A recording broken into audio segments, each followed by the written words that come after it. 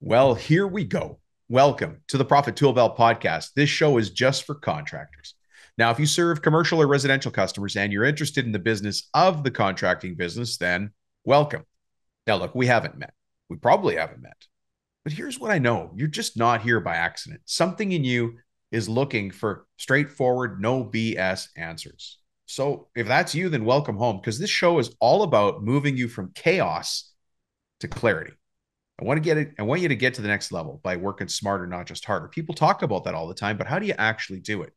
You know, it's really difficult, and we work really hard here to make complicated things sound very simple. And the reason for that is because we want you to take action. You'll notice that everything we do here is to help you take action. Today's guest, by the way, is no exception. His name is Anthony Codispoti. You might say Codispoti. I think he and I are going to joke about that in here a little bit.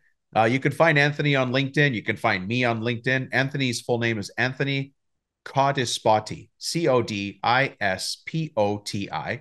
And my full name is Dominic Rubino. You can find both of us on LinkedIn. You can also find me on Facebook and a number of the other people who listen to the show. On Facebook, there's a free group called the Contractor Strategy Group. It's free, but free doesn't mean cheap. It's just for the owners of contracting and construction businesses. And we talk about the kind of things that contractors only talk about. We talk about pricing. We talk about managing people. We talk about hiring. We talk about the problems with pricing and profitability, all of those things. So it's kind of the last valuable corner of Facebook, if you know what I mean. And if you have questions at any point, you know, you can always text me. Just say, Dom, let's talk.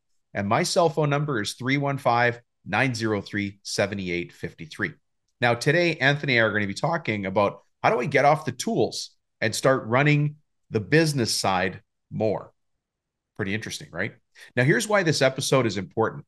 If you started this business by being on the tools, and who didn't, this is a question you've already thought about. If you're ready to start working on the business instead of in it, I want you to hear from other people who've gone down that same path. And then the most important thing, I think, is there's a piece of mindset programming that you might be stuck in without even knowing it. And Anthony and I are going to dig into that mindset piece today. And now it comes from a different place for everybody. And again, I might not even get close to where it comes for you, but maybe it comes from guilt. Maybe it comes from not trusting others. Maybe it comes from you're so busy, you don't have time to pay attention to the things that are bugging you. Maybe it comes from hiring the wrong people, but whatever it is, it's limiting your growth. And speaking of growth, I want to give a special shout out to Jason. Now, Jason's a contractor. He's like barely east of Dallas. Like he's so Dallas, you know, he's not Fort Worth. He's the other way, but he's barely east of Dallas. He's in the Construction Millionaire Bootcamp, and he's doing an incredible job of taking all the work and the side work and the worksheets very, very seriously, to the point that every week he's been sending Lee and me his updates on his progress. So I've got a week 2 update for you from him. Does that make sense? I'm going to read part of his email to us, to you later. I'll do that at the end of the show. Now, keep in mind, the Construction Millionaire Bootcamp is a structured, punchy, you know, it's like really to the point. There's lots of exercises. There's lots of worksheets. Like you actually get a lot of stuff, but it's a 6-week bootcamp so that you can get in, get what you need, and get back to what you need to do. And it's meant to give you the fundamentals of running a successful, profitable business that runs on simple systems. Go figure. I'm going to read you a little bit of his homework right now, actually, and then the rest of it I'll leave for after. So this is a quote from Jason. Our homework this week. I spent an afternoon with a nice warm coffee detailing out who my ideal customer would be. You guys have heard me talk about the ideal customer here on the podcast a lot. It is incredibly important. Now, let me get back to what he said. To start, I have 3 customer avatars representing each of the primary markets. So an avatar is like when you make an ideal customer fake, you know, Bob and Brenda, Charlie and Charlene, like that's an avatar. You picture in your mind who that person is. So here's what he said. To start, I have 3 customer avatars representing each of the primary markets: consumer, new home builder, and remodeler. I want to dig into more because the consumer is really at the top of the pyramid. I'll go with that one. And then he starts to define his ideal customer. He says home value, 750,000 and above. Now, do you have a perfect picture of your perfect customer? If you don't, you're missing out. Jason's doing it. He got that information from Coach Lee in the boot camp in the second week. And it's already starting to bear results from. I'll dig into it more later, but it is really important to understand who your customer is, because when we understand who our customer is, we understand their problems better. When we understand their problems better, they know we have the solution. So if you find yourself stuck in a pricing pickle, this is the way to get out of it. Anyways, Jason's at a point in his business, a lot of you are going to recognize where, people love him. He gets lots of referrals, but not as much business as he'd like. And he's definitely not as profitable as he wants to be. So being a man of action, he sent me a text and he joined us in boot camp. And our job in boot camp is to show him the simple systems that will give him every single unfair advantage that we can, because that's what we do. So look out, Dallas. If you want to learn more about the Construction Millionaire Bootcamp, or you're ready to get on a structured plan for growth with one-on-one business coaching, shoot me a text and just say, Dom, let's talk. My cell. It's 315-903-7853. Look, there's simple systems to help you run this business.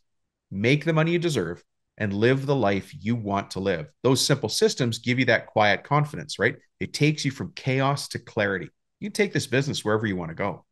We are fearless with that. Wherever you want to take this business, we'll show you how to get there. Now, this podcast is about the mindset of growth and success. We already talked about mindset. Anthony and I are going to dig into that. But I just said mindset. So I got a couple of dad jokes for you. Now, Rubino, why dad jokes? and why I'm already laughing at some of these ones. And why bad jokes? And specifically, why dad jokes poorly delivered with poor timing? Because I'm okay with it. I want to get you laughing. I want to open your mind to the possibilities that this world has to offer you. Now, since Anthony and I are both from the same part of Italy, believe that or not, for those of you who are Italian, both Anthony and I have family who come from Serra San Bruno in Calabria. So that's down in the southern part of the boot. So from the south, decided to do some quick Italian jokes for you. So let's roam through this topic with Anthony. If you hear him go right past a good tip, feel free to rewind. And once you've had all you can only take on this one, you'll find a pizza good advice in here.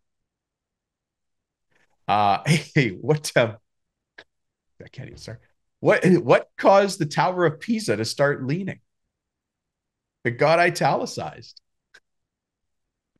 This one here, a lot of the older Italians who immigrated here are pretty strong in their faith, and so they don't like to swear. But since they're in construction, every once in a while, they smash their hand with a hammer. Now, you might just think they're counting out loud until you repeat this phrase to yourself, and I'm going to let you do it. One of the rules in the show is we don't swear, but you're going to see a little workaround here for you today.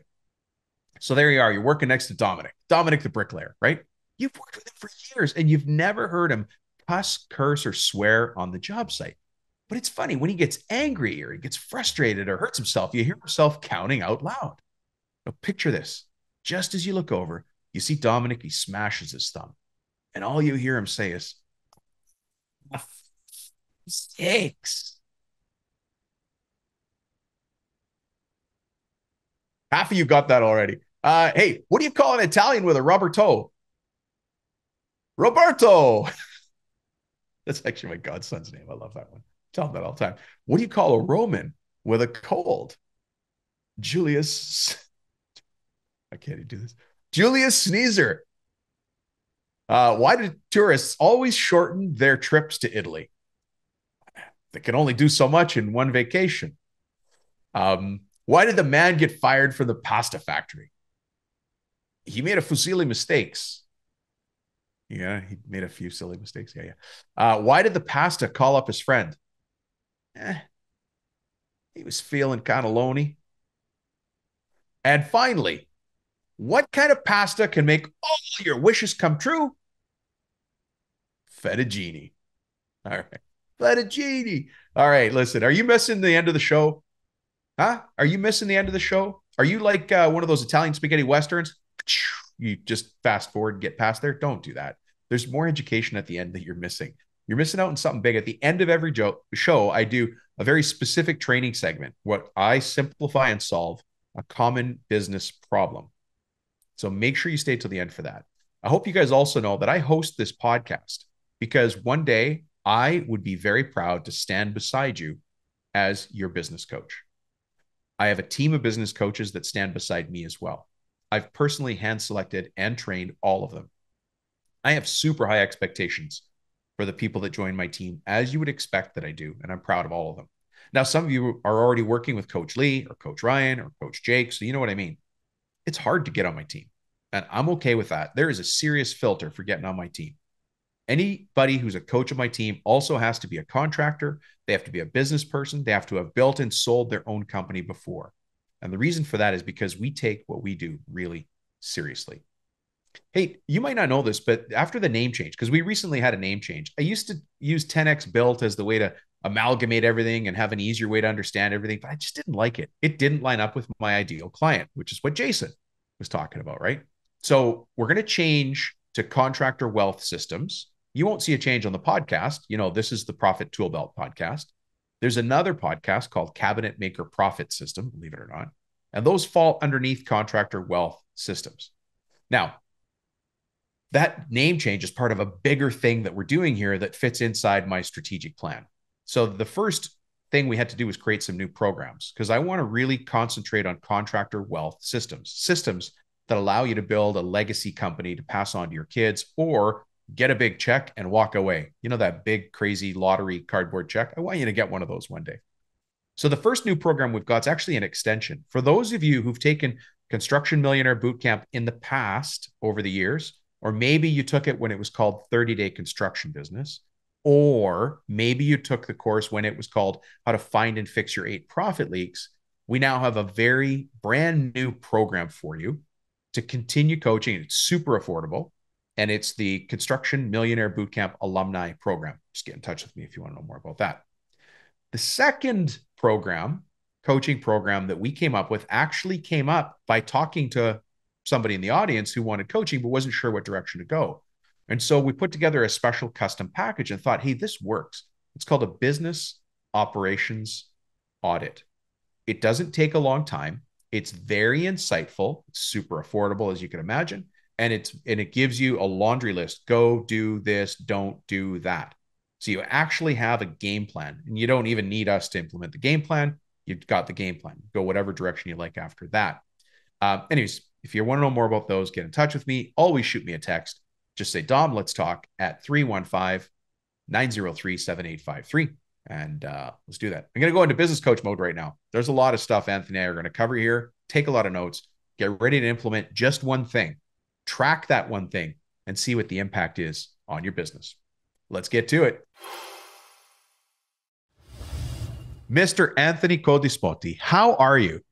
I'm doing great, Dom. It's wonderful to see you again. Thanks for having me on today.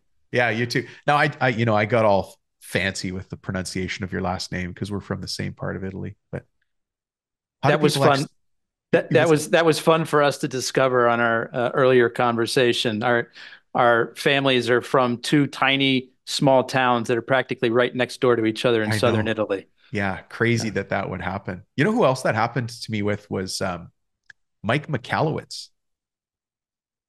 That's not an Italian name. No. That's what I said to him. But he's like from the same town as my mom, which is like a little town perched against the rocks in southern Italy. And what's that town called? Do you remember? Cerva. Okay, Cerva. I don't know that one. It means deer in Italy. It's a tiny town. They're all tiny. They're up in the hills, but yeah. Yeah. And the Michalowicz clan is not huge in Italy. It must be from his mom's side because I can't. And I think Mike gets this a lot. Mike Michalowicz, of course, is the author of Profit First and The Pumpkin Plan and a number of other. Oh, those are great books. Yeah. Yeah. Excellent books. And so I've had him on the show a couple of times. Yeah.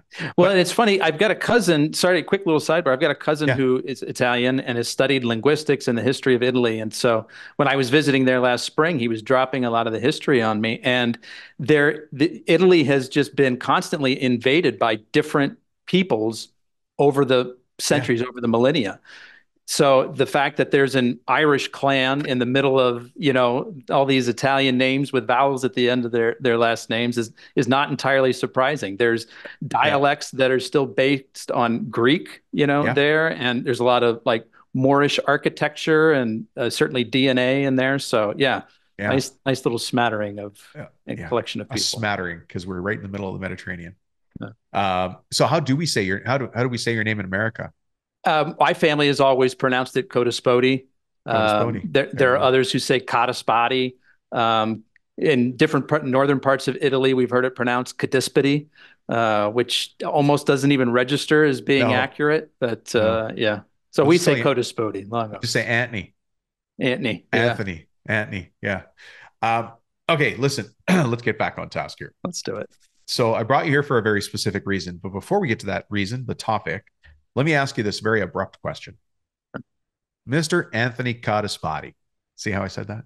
Yeah, mixing it Uh, up. yeah. Who the heck are you? And how does it come to be that you are here speaking to all these forward facing contractors all over the world? So I've got a pretty varied background. It's all very entrepreneurial, but I've been involved in a wide variety of businesses. I graduated from the Ohio State University back in mid to late 90s, and I started a web development company Oh, gee. right out of college. Very first day after graduation, we had our first presentation. We just hit the ground running. Yeah. And we did that for probably about 5 years before we had a nice successful exit. And in Oh, that so process, you've sold a company before. I've sold a few. Yeah, Yeah, that's um, rare. yeah. Um, that was our first one. Learned a lot along the way. We actually developed one of the early SaaS products. For those who don't know, software as a service. Hmm. So basically, that's kind of how all software is done now. But in the late '90s, that term didn't even exist. Everybody was installing software from CD-ROMs, but Gosh. we came up with an early version. It was a web-based time tracking solution that integrated with QuickBooks. Ah, okay.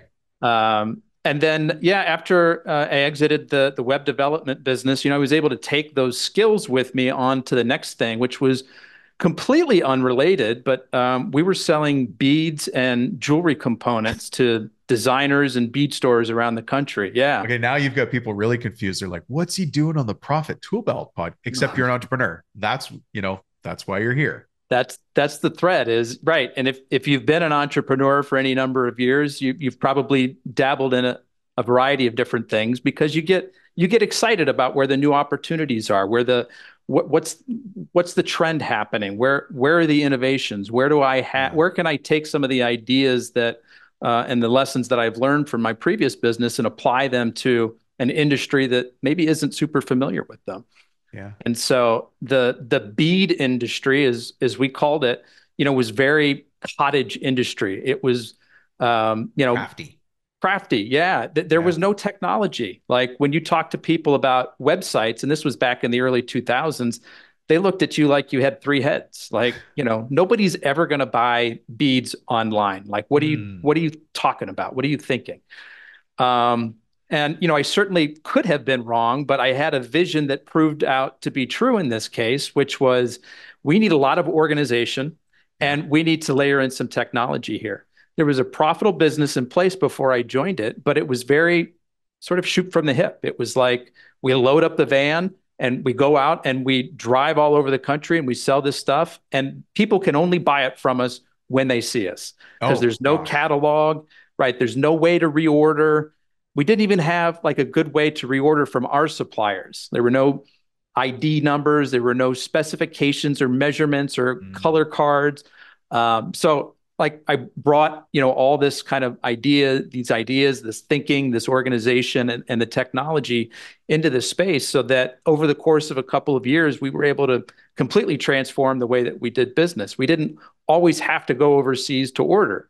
We had to Right. go there to develop and cultivate the relationship. But once we designed the specifications and had the product ID codes, we could reorder from afar and we could share those same ID code. It sounds, pretty basic It stuff, does, but right? And everybody listening, you could say, "Well, what am I going to learn from a guy who did beads and websites?" Except that this show is about the business of business.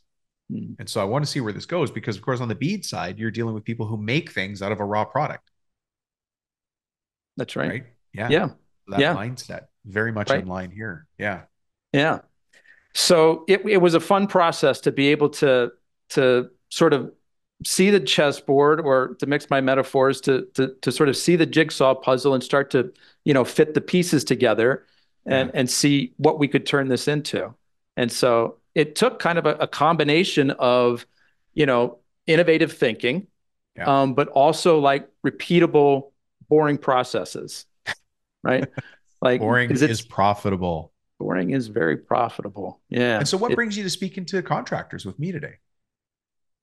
Well, I think I think the lessons that I've learned from my wide variety of businesses, and we just sort of scratched the surface there. I think, all like you said, this is a show about the business of business. Yeah. The strategies, the thinkings that I've been able to learn from observing myself, my business partners, and my friends over the years. I think can be helpful. And one area in particular that might be interesting for us to explore is sort of this idea of you know, combining sort of this innovation, the Yep. tinkering, the turning of the dials, the things that, people who are naturally wired as entrepreneurs like to do.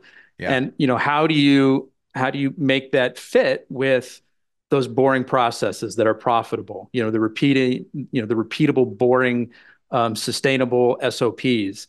Hmm. And I think that there's probably some fun stuff for us to explore in that. I think, there is. And, somebody wrote a book on this, or at least a part of this. And many, you may have read this as well, but there's a book called The E-Myth Revisited by Michael Gerber. It's an old book. I And have read it. It's a yeah, great one. it's just fantastic, right? Like Yeah. it's a foundational element of business turnarounds for me. But he talks in there about the three tensions, the three things that are pulling apart the mind of a business owner like ourselves. And Anthony, you used the word entrepreneur today. Some people don't like to think of themselves as an entrepreneur. It sounds fancy, and they're like, "Look, I do HVAC, or I'm a roofer, or cabinet maker, whatever. We pave roads. I'm not an entrepreneur." You are. An entrepreneur solves problems for other people and gets paid to solve them. That's it. That's what we do. You're running a company, right? But what Gerber talks about in that book is that in our minds, and let's see how many people agree with this, there's always this tension, there's this lingering heat. And the heat is there because we're being pulled in three different directions, which you've just outlined two of them. The one direction is the technician, the person on the tools. Like, oh, I went to, I learned how to do plumbing and now I'm in HVAC and that was my technical background. Or a swing and a hammer and now I'm a carpenter and I decided to become a roofer, or I'm a carpenter, whatever it is. Like that's your technical, you're on the tools. Or as I sometimes say here, working from the neck down. Sounds like you and I are going to have a conversation about being from the neck up, right? So you've got the technician way of seeing the world in our brain. Then we've got the manager way of seeing the world in our brain. And they're pulling in different directions because the technician thinks about today and the manager thinks about the past. How much did it cost? How long did it take?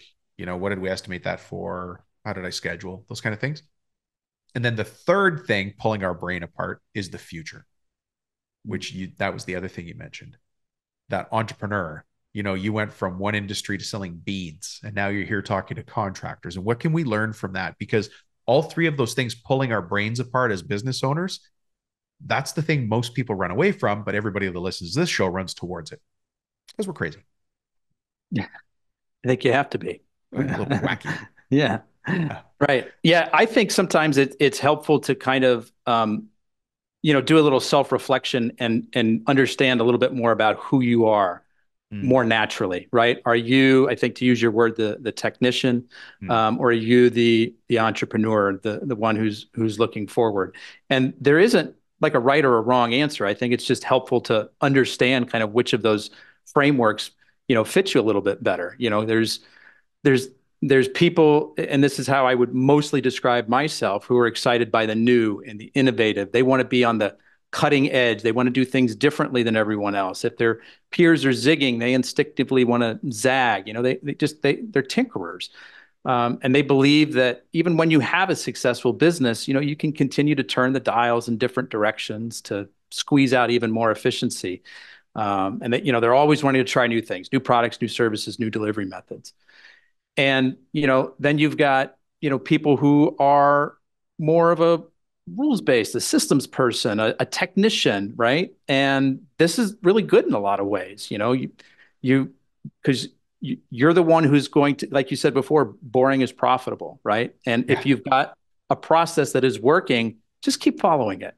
Like, don't muck it up. Get out of your own way. And Don't people who reinvent are the wheel. don't reinvent the wheel. The wheel's Yeah. working really well, right? Like we don't need an octagon shaped wheel. We've got one that works really well. And so I think when you sort of identify which of those ones that you're more naturally sort of aligned with, then it's, you know, it's easier for you to sort of adjust and adapt. And let me explain what I mean. Like if you're Yeah. a rules-based systems person, Yeah. this is good in a lot of ways, and but it may, maybe you get a little bit too much into a box sometimes, and you're like, I don't have an SOP for this. I don't know what to do. Oh, I Right? see. Where Like, you're almost frozen. Analysis yeah, paralysis. right, right. Like Yeah. I need somebody to help me with this. I don't, and that's where it's good to have sort of that creative forward mind, like innovative part of your brain tapped into, Yeah. so that you can do the creative problem solving. You can think on your feet. You can, okay, hey, I didn't have somebody show up today. What do I do? Did I have an SOP for that? No. Does Mm. that mean I just sit here and like, I'm frozen and I lose that job? Or, do I think on my feet and, I try to come up with something creative on the spot? Like, is there a guy who That's can work late? Can I step into that role? Can I call one of my competitors or one of my peers in the space to have them fill in so I don't end up with a unhappy customer? yeah. You just mentioned something interesting here because I was about to ask, where do people fit into all this? Because if I'm a business owner and I'm growing, a business owner can only do so much. So for anybody out there who's a solo business owner, like you're truly the technician, you run the whole company, it's just you. There's a human limit that you get to. And for all of you who've burned past that, you went from being a one person company to a two or a three-person company. Maybe you remember the pain. There's some typical things that happen. You know, on your own, you can do about 300 grand, plus or minus 300 grand in business. And then you hire somebody and you're like, oh my God, we only did 350. Like, I stink. Like, why did we not grow as much? Maybe you did 400, but the math isn't working anymore. And you realize, look, I have to leverage my time and bring on more people and learn to use people as tools in my toolbox, which is where leadership comes in. And anyways, let me put it back to you. How do I need to use people on this path from being the technician to the business owner entrepreneur? Yeah, it may be an interesting little sidebar because I've seen this play out with some of my business owner friends. Is when you're a little bit too much of the tinkerer, you're a little bit too much of the innovator. Sometimes you give your employees heartache, you give them headache, you give them whiplash. It's like Oh, you're always coming up with a new idea, a new delivery method, a new product, a new service, and they want to show up every day and know that they've got something reliable that they can count on. They, mm, they want to know what they're walking into. They want to have high job satisfaction. right. And so if you're too all over the place with, the directions that you're coming at them with, then, you're giving your employees a lot of Whiplash. angst and a lot of What'd you call it? heartache and Whiplash? whiplash. Yeah. I've seen it happen, over and over again with business leaders who are a little bit too focused on, turning those dials and constantly, changing the direction of your employees. So all that to say, sort of bigger picture about, taking care of your staff, your employees are really the lifeblood of your business. Mm, Every business needs sales. That without sales, that'll be the first thing that dries everything up for you. But from there on out, if you don't have the good people in place and you're not taking care of them and you're not, providing for them the wages, the benefits, the safe work environment, the work satisfaction, yeah. then you risk losing the whole foundation of what you've built. Most people just want a job. And that's because they find their satisfaction from something else. They come to work, they do a good job or not, but they do a job. And we know that's true. And then maybe they want to go home and they're really into being a baseball coach or just really into homeschooling, or whatever it is, right? But that's the thing they think about all day. Whereas typically for us as business owners, we think about running the company and coaching our kids baseball and doing service work and giving back to the community. So we're more and people, and a lot of the people that work for us are or people. I either do this or I do that. And it's just a matter of priorities. But we have to have those people in place. What do you see in growth where people make mistakes on growing the people side of the business? Um, wow, there'd be several. And I like this question a lot. I think one thing that happens a lot is people will hire too quickly. They didn't get to know the person very Mm, well. Um, in the kinds of work environments that, we're talking about with your audience here, it's probably a lot of word of mouth. And when you get those referrals, I think that means a lot. It's like, hey, Mm. I worked with this guy. I've seen his work. I know he's good. That's a big deal. That checks a huge box there. But if you're finding them from some sort of a temp agency or a hiring service, you haven't really had the chance to work with them, and you're going to bring them into an environment, and will they be delivering good work? Will they Is there represent my name? Will they represent my brand and my name very well? Yeah. Will they get along with other coworkers? Are they going to be supportive? And so, I think sometimes it's helpful if, and you have to tell me, the space certainly a lot better than I do. Is there the opportunity to give people sort of a test run? Like, hey, can you work on this project with us, and we'll, let's see how you do? Or is that just is Yeah, sure there is. I mean, yeah, we bring people in as subs, and if we're doing full on employment agreements, there's a period of, it's called different things in different states and provinces, but there's like this tryout period. You're on I'll call it probationary. The terms are different in different agreements. You can have a probationary contract where somebody has to meet the terms of the agreement before they get, guaranteed employment. Right. But then it's up to me, like you said, Anthony, I've got to have systems in place to run the business well. Like if you're going to be a roofer on my team or do siding or I don't know, clean pools, it doesn't matter what the business is. Install gutters. Let's just say install gutters. Not as simple as it sounds. Do I have systems for how we show up to the home? Do I have systems for how we show up to a commercial property? And what are those? Does everybody follow that system? That takes a lot of management, a lot of energy. But when we have the team doing the same thing consistently, we can grow the business because we have certainty. We're not in the world of random, right? I like how you frame that, Dom. You're absolutely right. And as the business owner, it's either your responsibility to be the one to come up with those SOPs or to make sure that there's somebody on your staff that can follow you around and document what you do correctly so that it can be communicated to the rest of your team. Yeah. We had a window guy on here. His name is Sean Yan. Okay. Right. Excellent guy. YAHN. Sean Yan. And he and I were talking about how he trains people to install windows because people don't go to trade college to be a window installer. Okay. Right. You just don't. But he has this fantastic, it's one of those companies that looks like a franchise, but it's not because he just runs it on nice systems. They have great uniforms. They have, solid, the colors match their marketing, their message matches their actions. Like they're just a solid business.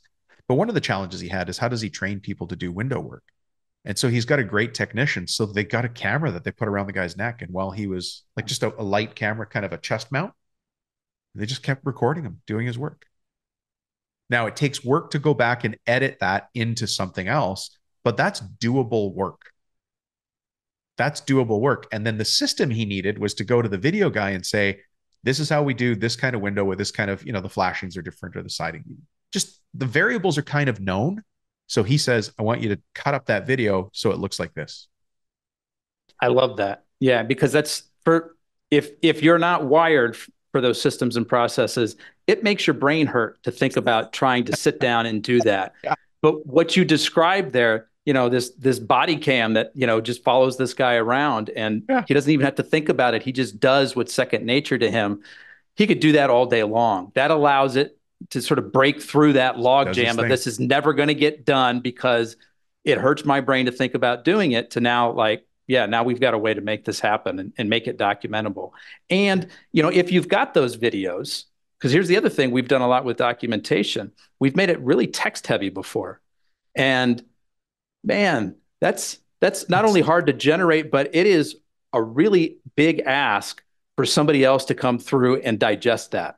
But yeah. if you've got videos, we're all visual learners. I don't We're care who watching you YouTube are. anyways. We're Right. already watching YouTube. Yeah. That's a much faster way to get towards a point of understanding and learning and mastery. When we're on the topic of training and team, one of the things that you've got a big background in is benefits, like keeping teams together and keeping people interested in working for you. Because the people that want to just come in and do their job and then go home and do something else, which is great, it's most of the population. How do we keep that? Like, what are the soft things that I can do as an owner to keep my team motivated to stay with me and not walk across the street, or to walk across the street to my company and start working for me. I mean, I think obviously pay is a big one, and that's been going up in most industries because there's a competitive landscape. You want to make Mm, sure that you're at least competitive with the pay, but then the benefits. What kind of benefits are you offering your employees? For a lot of small businesses, it's hard to offer benefits because they can be expensive, and they can. they can be expensive for the employee and for the employer. And so a Mm, lot of times they're like, we don't have the ability, we can't do it. But there are some creative solutions out there. We offer some where leverage some government programs to put money back into people's pockets. But I think benefits is a big one, and then the company culture means a lot. You know, I mean, yeah. how many jobs have you had where you show up and you don't like the people that you're working with? And Ugh. that changes everything. My brother's a Like, mailman. That's all we ever talk about. Like he delivers mail. He hates okay, everybody at his station, and he's about to okay. retire. And all he talks about is he's got a couple more years. But he hates 8 or 10 hours of his life every day. It makes such a big difference. Do you have people in there who are toxic, who maybe they're Yeah. good performers, good producers, but they're bringing the mood and the energy down, and you're going to lose other folks that are good. And so, while it's hard to do in the moment, especially when it's hard to find people, I think there's a big benefit to extracting those people that are mood killers, I'll call them. Yeah. Yeah. Yeah. There's so many, putting together, we really are putting together a team, just like in any sport, whether it's football or, I don't know, hockey. To pick two sports, right, that I can think of off the top of my head. But you're putting together a team. And you might have a whole bunch of people on the team that are really skilled, but they're at odds. You're just never going to put that team together. One of our jobs as the owner, actually going back to what you said earlier, is to hire slow and fire fast. Mm. And I find that the older I get, the slower I get at hiring, the faster I get at firing. I just less It's patience. good skills to develop, good muscles to build. And yeah, to your point, I'll add in another sport, basketball, Sure. because in the NBA, we've seen in the last 10 or 15 years how the talent, the players have had a lot more leverage in sort of deciding where they want to go and who they want to play with, and Mm, it's created some super teams, teams that they're filled with all stars, and sometimes those teams do really well, yeah. and they excel to the point that everybody they're winning championships, and sometimes you're sitting there and you're scratching your head and you're like, man, with all that talent, With all that talent. how are they not going any further? Yeah. And they don't have the chemistry. Maybe maybe the problem is with the coach. He's not finding the right way to utilize people, putting them into the right seats. I think, correct me if I'm wrong, but I think you're a big fan of Traction EOS. Huge fan. Yeah. Yeah, that's a big thing that's talked about in that book and in that structure, that program. It's, right butts in the right seats, you know. Yeah. It's funny because it sounds like such a business coach thing to say that culture is important.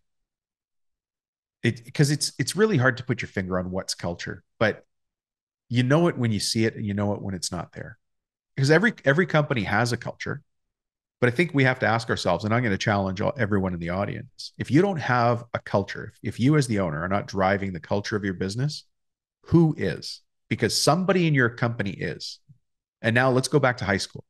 You know how high school, we've got the principals, you got the teachers, then you've even got the people in charge of different little groups, the AV crew or whatever, all those. But who are the real leaders in the school? It's those social leaders, right? Those people that have never been given any title, but when they wear their hair a certain way, everybody does it. When they wear that kind of jacket, that's what I'm talking about. It exists in my company and your company right now. And if you're letting that person run the show, you've given up control. And especially if that person's negative or not adding to the value of the company. So the challenge I'm going to put to you is if you're not talking to people like me or Anthony about how to change that, what are you doing? Because you're letting that person run the show. I don't know if you saw this, but a couple of months ago, I posted something that says, I will not be held hostage inside my own company. I didn't see that. It's a little You've had Instagram this thing. experience before? I've had it multiple times, so much so that I came up with the saying, I will not be held hostage in my own company. And for people who follow me closely, they kind of know the situation that came from that. But at some point, I don't want to be known as this guy, but if you're not on my team, you're not on the team. If you don't want to be on the team, if you're disruptive to the team, then you get to go. You just get to leave because I'm trying to do something here. And if you're in the way, then you're in the way for all of us. Because everybody who works for me, they have their families. They want to go summer vacation. They want to take a trailer to do that. And they want to go camp over here. They're not worried about what I'm worried about. What I'm worried about is making sure that they're paid so they know they come back to a job on Monday and they're going to have a job as many Mondays as they show up.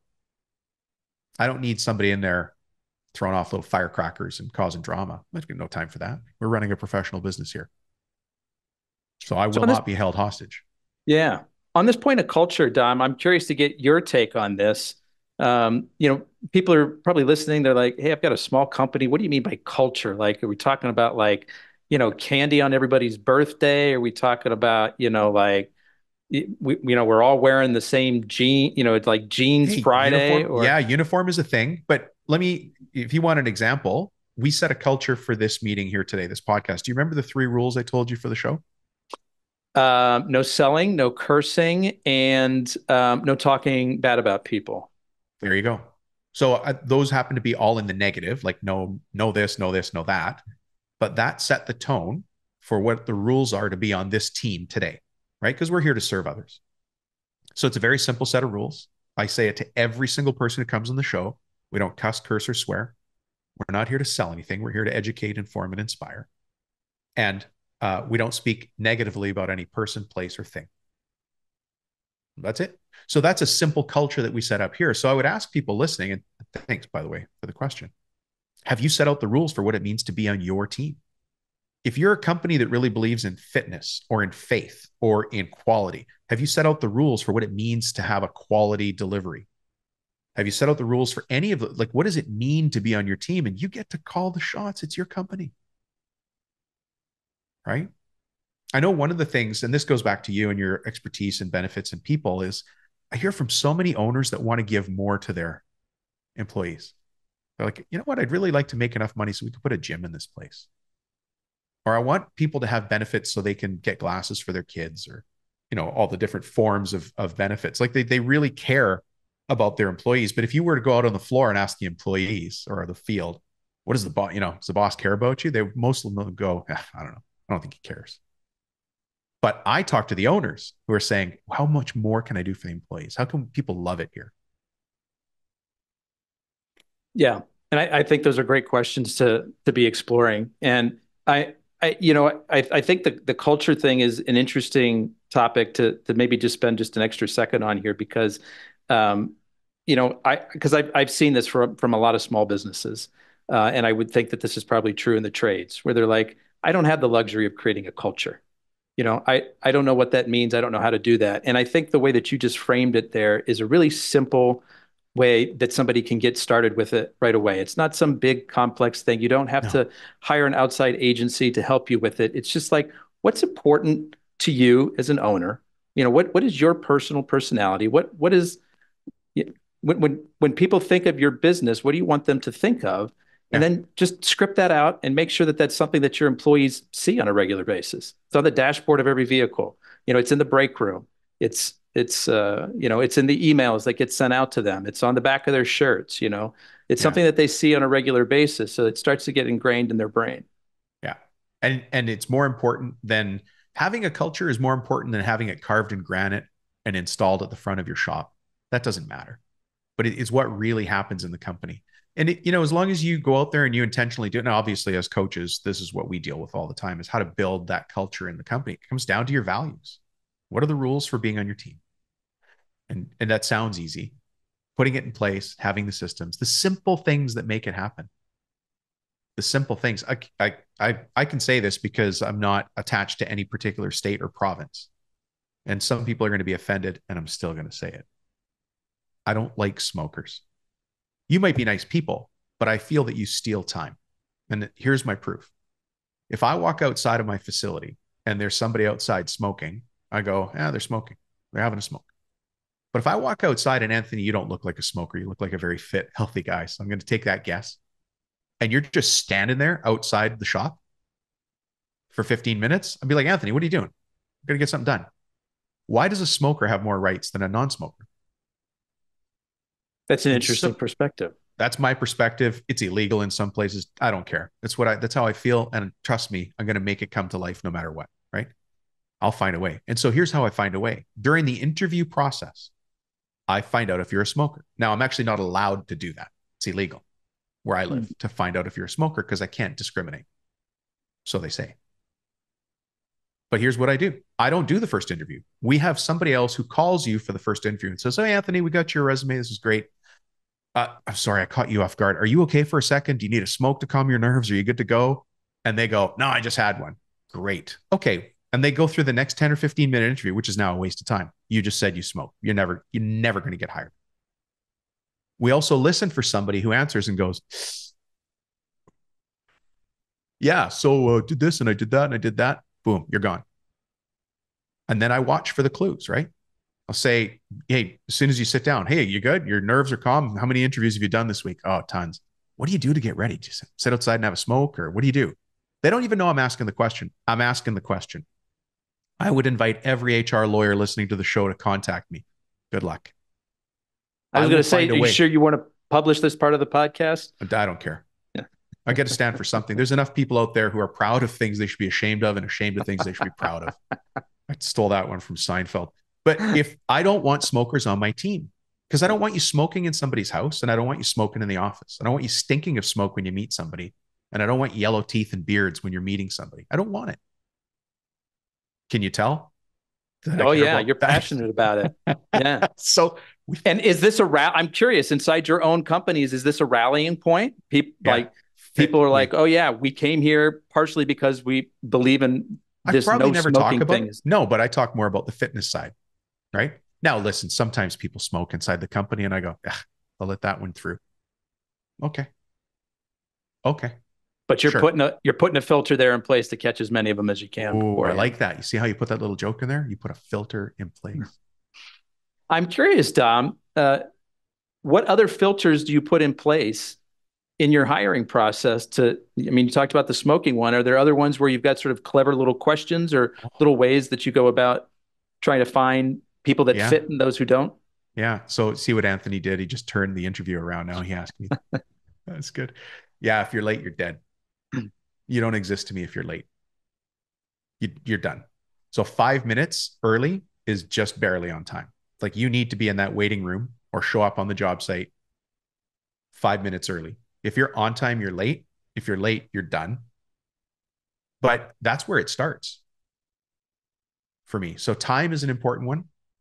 And then I also look for how they treat other people. Can I add one more, Anthony? Absolutely. So when we're talking about thank you. When we're talking about executive positions, right? Let's say I was going to bring you in and you were going to be on my HR team because you're a benefits specialist. Let me just say HR team, right? You're going to be a very senior position. At some point when you've made it through a number of different interviews, and it's not one interview, it's not two, it might be 4 or 5. But on interview, let's say 4, you're going to go for dinner with me and probably my wife or me and somebody else on the team, most likely a female. And I say that specifically because women see things guys don't. But we're going to go to a restaurant. It doesn't have to be a great restaurant. We're just going to go to a restaurant. I want to see first, did you show up on time? But how do you treat the server? Because it's a casual environment. Do you treat other people around you nicely? Are you mean? Are you mean spirited? Do you speak badly of other people? And so I want to watch how you act and react. And then I'm going to debrief with the other person who I need to be different than me, right? So I'm a guy. So I want to see a woman's perspective because women see things guys don't. That's a superpower. So I want to debrief with them after. And they're going to say, "I got a bad vibe."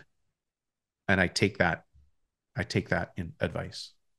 And it sounds like you've got a pretty extensive hiring process. If you're talking about third, fourth step, you're diving deep. You're really getting to know the person before you bring them in. Yeah, for more executive positions, yeah. And at the same time, I make mistakes.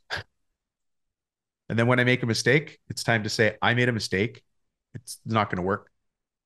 I remember, okay, this is supposed to be an interview of you, Anthony, but I'll tell you, this is one of the funny ones. Let's hear I had to let go of an executive assistant one time, and it was just not working. And I went back and I looked at her employment agreement, and her probationary period was over that day. Oh, And even worse, it was like 4 o'clock already. I'm like, she's off at 5. I'm like, oh, got to do it today. So I go to print it and it gets jammed in the printer, which is at her desk. And she's outside of my office and I feel so bad. She goes, oh, hey, Dom, this thing's stuck in the printer. Let me just, oh no. And it was not the delivery that I wanted because that's not Yeah. respectful. It's not respectful, No, that's right? not I how didn't you want to wanted do, to do it. but I heard the whole thing happen. She's like, oh, it's just stuck in the printer. Let me just, and then I just heard seconds later, oh no. I'm like, and then, yeah, it Yeah, was, that's a sticky one. yeah. But to your point on people, I need to be the filter. I need to create the standard by which we all operate. And hey, look, I could be wrong. I don't have to come up with all the ideas. They'll come up with themselves. But I need to find those good ideas and put them in place. And do you allow your employees to contribute to those ideals, those culture setting How did you points? flip this interview on me, man? I What's don't going know. I on? guess I it's don't know. probably the It's role that I'm most familiar with. All so I'll answer that and then we'll go back to you. I'm right. joking, of course, but I want it to be more about Anthony than Dom. They hear enough about me on the show. Um, Look, I don't own all the good ideas and I don't want to. If Yeah. I've got other people contributing and something really neat comes up, like I don't know, let's say there's a lucky coffee mug in the office. And just for some reason, I'm just making that up. But there's always something that has a meaning attached to it that nobody else would understand. And so let's say that there is a lucky coffee mug in the office. Well, how do I take that idea that somebody says that's a lucky coffee mug? How do I work that into the culture so that it fits what we're all trying to do? Mm, But you'll know when you see it. You'll see the opportunity or the idea, and yeah, just find ways to make it work. I like it. All right, so let's go back. I got a record scratch here. Does record scratch mean anything anymore? It sure does to me, but I think you and I are from similar time periods. Yeah, we got the same color hair. It's like Yeah. saying clockwise and counterclockwise, right? Which is Or funny because just the other day, my 7-year-old son was asking for an analog clock because he wanted to learn how it worked. And I thought, that's really cool. that is cool. I love that. Yeah. Yeah, He yeah. sought that out on his own. So we're going to buy him an analog clock. So, anyways, Wherever you're gonna clockwise. find it's on Amazon somewhere. Yeah. And maybe next week it'll be a record player that he's asking for. We'll see. Yeah, gee. Or an 8-track. I don't even Hey, think you can find those anymore. I yeah, think record players you can still find, but I haven't seen an 8-track player in in a a long long time. time. Yeah, some And people listening are like, "What is an yep, eight go track?" ahead and Google 8-track. Yeah, Yeah, you'll 8-track cassette. You learn probably something find one new. from Deep Purple or something, um, uh, or Waylon Jennings. All right, Anthony, listen. You have a wide range of experience, and I appreciate you talking about the entrepreneur side. But your real expertise is on benefits. Yeah. Give us 2 minutes on what your thoughts are on benefits, and then tell us where we can find you in this big wide world. Well, we kind of touched on it a little bit earlier, but I think that benefits are a great way to, recruit employees, retain the good ones to hold on to Mm, them. And they don't have to be, expensive. They don't have to cost you a lot of money. There are other options out there. And I think it's a really good way that, you can increase your employees' level of satisfaction. And anybody who would like to discuss that more, you can reach out to me. My email address is Anthony@addback.net. So that's ADDBACK.net. Anthony@addback.net. And I'd be happy to have just, even a casual information sharing conversation with you. yeah, well, as people could tell, you're very easy to talk to. I appreciate that, Dom. You got Feelings a wide mutual. background in beads and jewelry. We didn't even touch on everything. There's eyewear, there's organic teas, yeah. Yeah, I've done a lot. A shed business. There's a lot to talk about there. I can find a common thread with most people. yeah, and that is, I think one of the things that I try to do most on the show is bring guests that people wouldn't expect to hear from, because too often we're stuck in a silo, right? We wake up in the morning, we jump in the truck, we drive to the job site or the shop, whatever it is, and then we jump in the truck and we drive back home. And maybe we go to Costco in between, but we start to think that's everybody's world, and it's not. Right? We have to look outside. We need new information. We need new ways of hearing the same things, because I've never been the smartest guy in the room. I need to be re-explained a bunch of times. And then there's this one time I hear it and I'm like, oh, that's how that works. Just somebody saying it a bit differently from a different angle with different stories, and finally it sinks in. And I'm hoping the rest of the audience finds that the same way. I hope so too. If nothing else, I got to ask you a couple of questions as well, and so I there were some know. gold nuggets from your side Yeah, too. that was good. That was Yeah. good. And then we're paesani, to give the Italian word. We're both from Seta San Bruno, which is such a small town in Italy. Yeah. Yeah. The likelihood of that was pretty astronomical, but I'm glad we connected, Dom. Yeah, yeah. Well, Anthony, thanks for being on the show. I really appreciate it. And who knows? Maybe we'll have you back again one day. The pleasure was mine, Dom. I would look forward to that future opportunity as well. Thanks. Bye bye.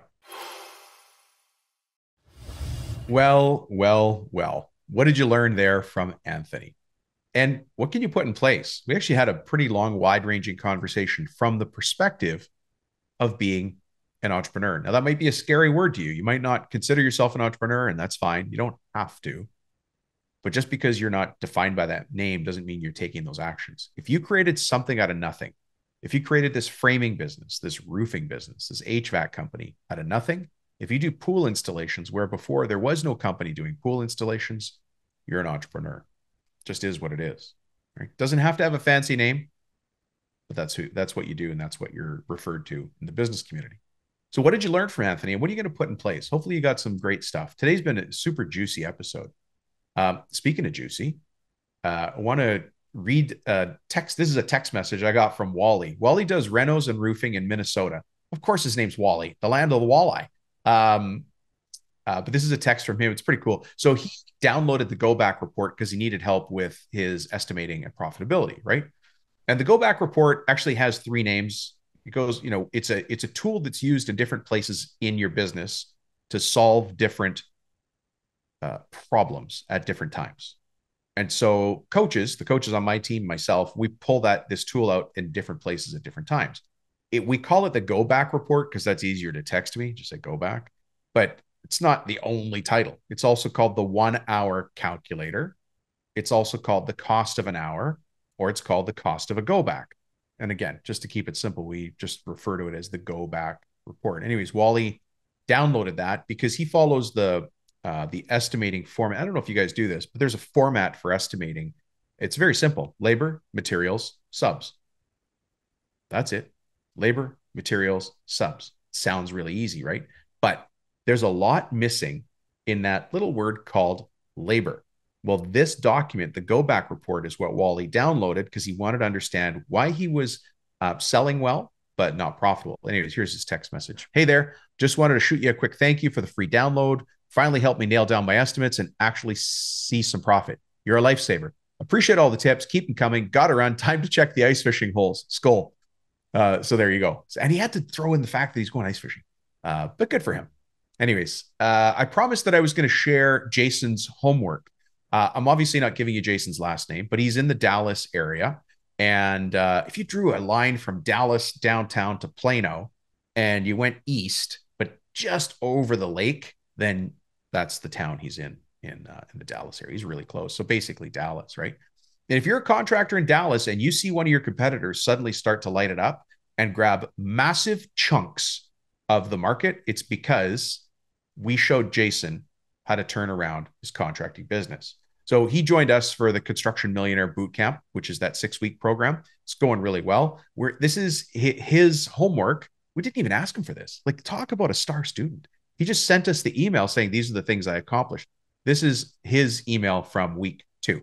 So I'll read it. I'll stop every once in a while because it's long. And I maybe comment, but I'll tell you when it's me talking, when it's him. So this is Jason. Hey, Lee and Dom, I just wanted to give you a quick update, maybe not so quick, for the week. First, the shop process. So he has his own shop. We've gotten 3 of the 4 process stations up and running with 1 more to go. Our stations are as follows: cutting, processing, sanding, assembly. I hope with these stations, we can start refining a process that'll become what I call our elevated shop process. That'll give us the ability to efficiently make our products in a predictable way or have anyone working at any station. So that's pretty good, right? He's putting systems in place at the highest level in his business where he feels the most frustration. And he's already taken those. This is week 2 of a 6-week program. This is what he's already accomplished.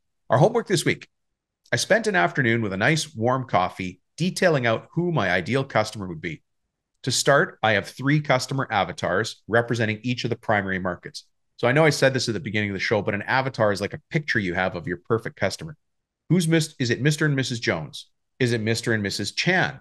Is it Acme Property Management? Is it, we'll stay on the Italian thing. Is it Gino's GC? Like, I don't know who your perfect customer is, but you need to know it.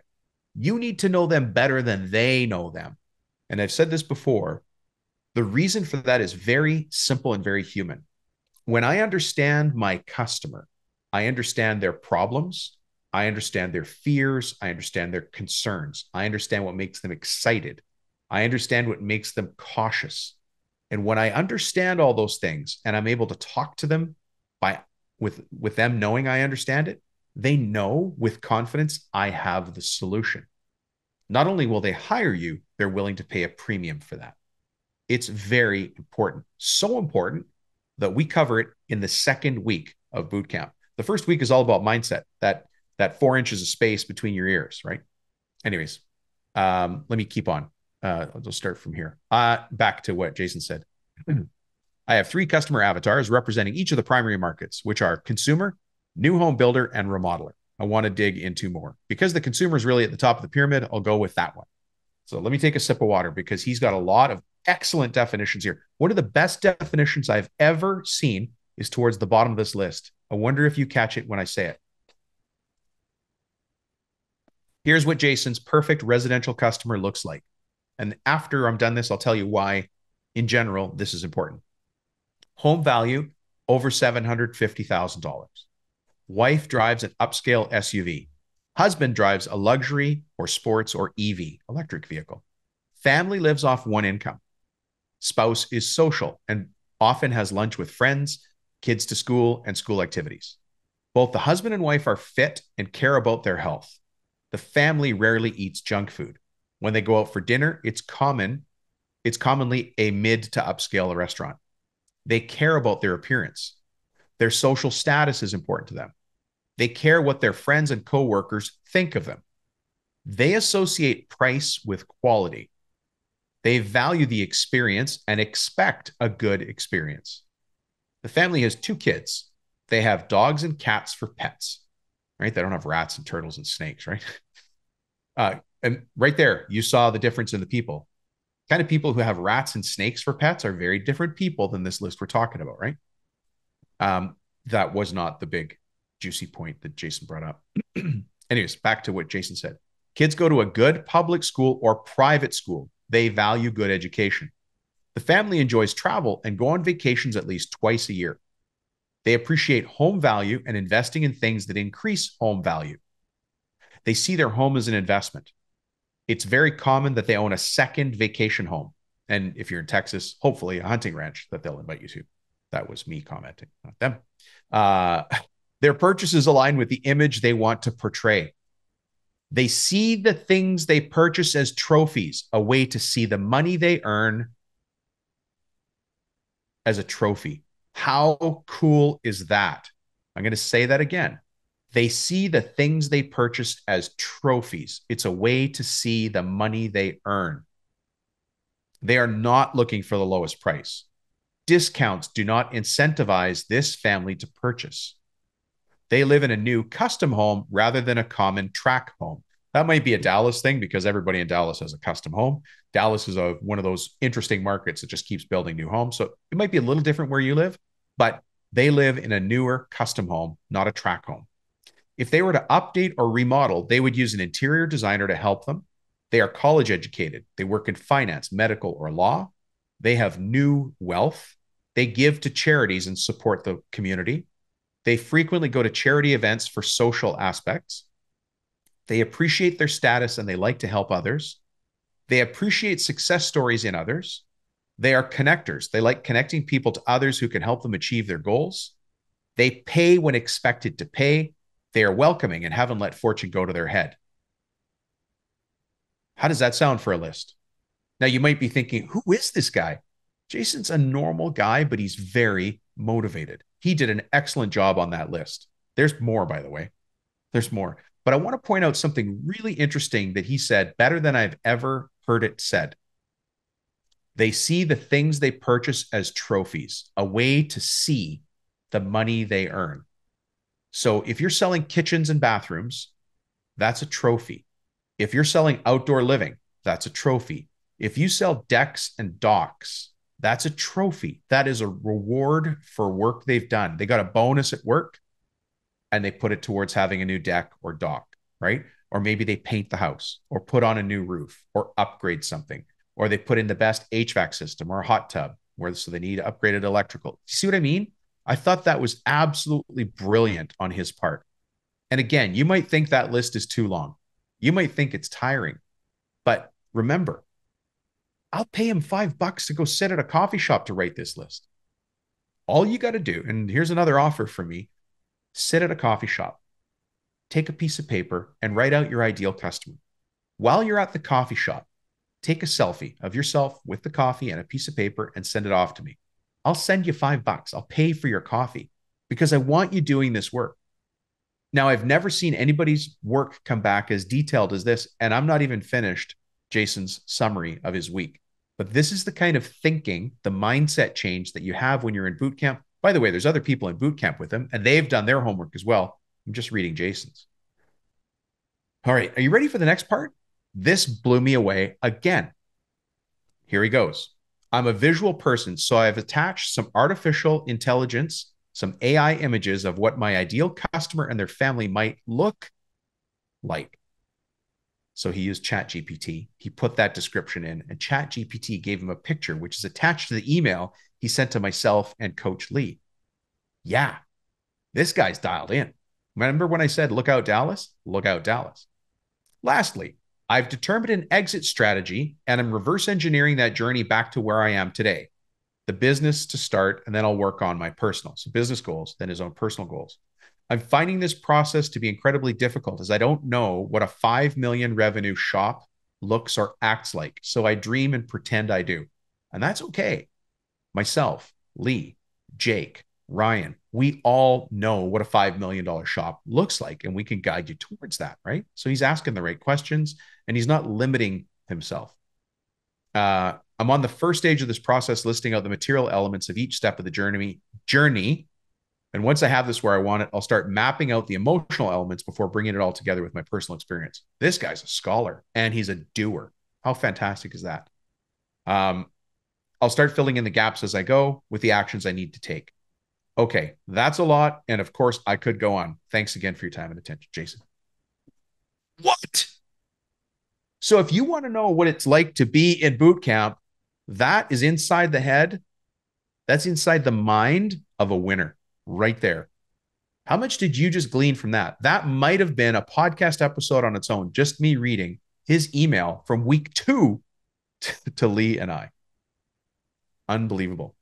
Listen, I appreciate you guys. You know, it's a bit long, this outro, but that's why I said don't fast forward the outro. You got to listen to this part. We still haven't gotten to the part where I simplify and solve a common business problem. I'm going to do that right now. There were 2 problems that came up in the interview with Anthony. One of them was, for those of you who said, you know, I'd like to put benefits in place, but it's expensive. For those of you in Canada, I'll let you know that healthcare in the United States is really, really expensive. But it also can make the difference between having employees who come to you and stay with you, or employees who leave, who might even go for a lesser job just to have that healthcare, especially if they have health issues at home. So healthcare is really, really important.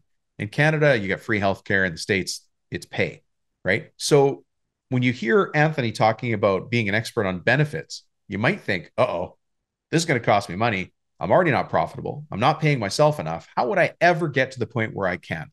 Well, we have a tool for that. And the tool for that is the 1 hour calculator. It's the go back report. If you don't have that, text me and just say go back report. And you know, you've heard the number before, guys. It's 315-903-7853. Just say go back report, and then I'll send you that. Sit down with that calculator. That's where you figure out any additional costs. That's where you do the dreaming, like Jason. Like if I have to invest in the business, in Jason's case, he might need to buy a CNC. In Jason's case, he might need to buy a backhoe. Like whatever your piece of equipment is, right? You work that into the calculations. I want you to win on paper and then go to battle, to quote Sun Tzu in The Art of War. Successful warriors win first and then go to war. Unsuccessful warriors go to war first and then seek to win, right? So thinking on paper, doing all your what ifs and how could I's on paper where it's safe, that's how you win.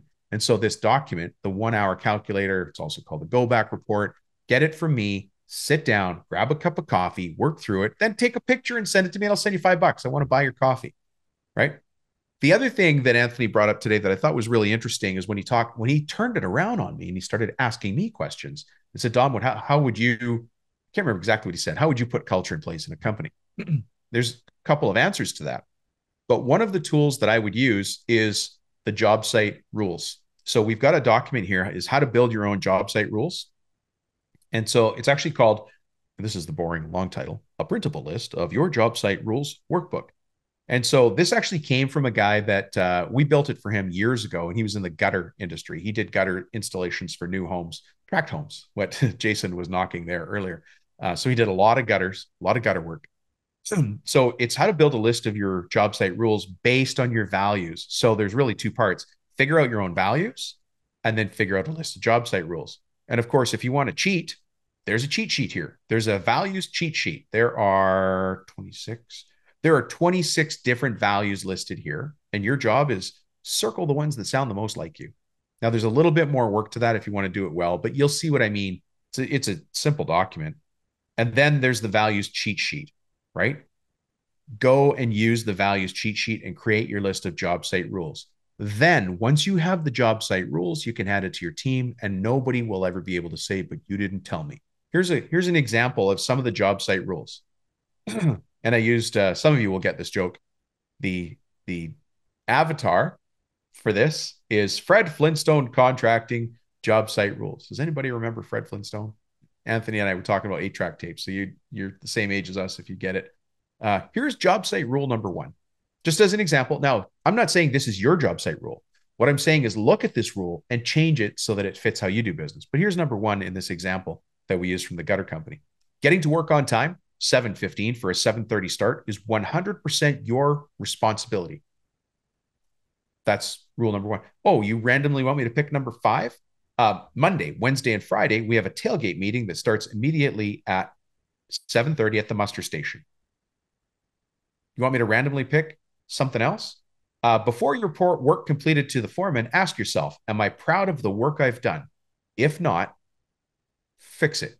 We are proud craftsmen. Boom. All of your rules are listed here. And again, you might look at this and go, Rubino, those rules don't reflect my business at all. Yeah, that's okay. Go make it reflect your business. 80% of the work is done. You only have to do the last 20%. And that's the goal with a lot of the things we do here. We want you to get the thinking going. We can't, if we hand it to you and it doesn't, if it doesn't reflect you, it's useless. So you have to do the last 20%, but you don't have to do the whole 100. Anyways, you see, I get pretty excited about this stuff. So we just simplified and solved 2 common problems there.